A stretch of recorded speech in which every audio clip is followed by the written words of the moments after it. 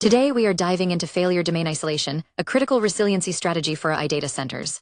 Unlike standard cloud apps, AI workloads are tightly coupled, making them highly sensitive to interruptions. Let's see how we isolate failures to keep these massive clusters running. The world of AI, the network defines the data center. Because AI training is a distributed computing problem, thousands of GPUs must act as a single supercomputer. This creates a unique challenge. The workload is tightly coupled.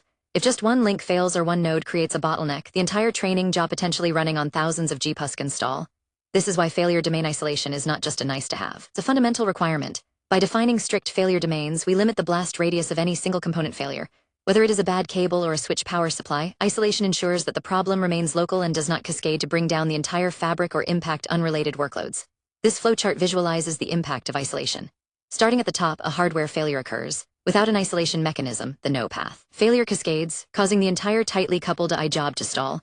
However, with proper isolation, the yes path, the fault is contained within a specific domain. This allows the system to recover or continue, protecting the broader cluster from the single point of failure. Primary method for physical isolation in AI clusters is the rail-optimized topology. In this design, we don't just have one big network, we have parallel network planes or rails. For example, the first GPU in every server connects exclusively to the first network rail, the second GPU to the second rail, and so on. This architecture is crucial for resiliency. If a switch in rail 1 fails, only impacts the communication for the first GPU in each node.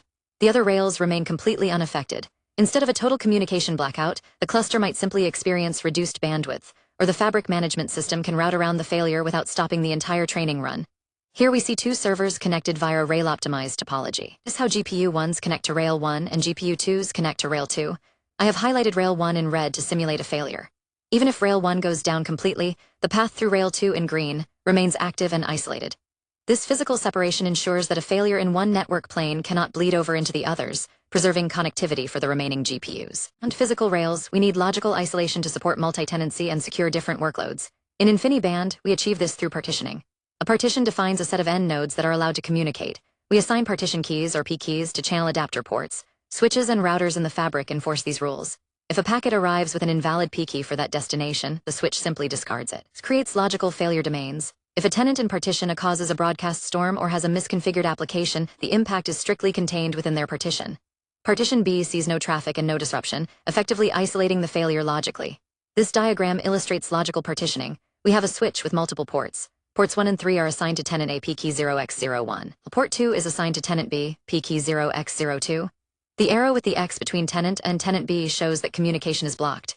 Even though they share the same physical switch hardware, the P key enforcement creates a hard logical wall, isolating any failures or traffic anomalies to their respective tenant domains. Finally, we must isolate failures in the control plane itself.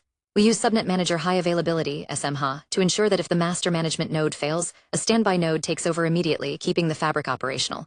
Furthermore, tools like the Unified Fabric Manager UFM provide active health monitoring. UFM can detect unhealthy nodes, those generating excessive errors or congestion, and declare them unhealthy. Once identified, the system can automatically isolate or disable these nodes. This is a critical form of failure domain isolation, identifying a sick component and cutting it off before it degrades the performance of the entire AI cluster. This state diagram shows the automated isolation process. A node starts in the operational state. If monitoring detects issues like high error rates, it transitions to unhealthy detected. The system then automatically moves it to the isolated/disabled state. The key takeaway is the internal state fabric protected. By isolating the bad node, we protect the rest of the fabric, converting a potential global slowdown into a minor maintenance event.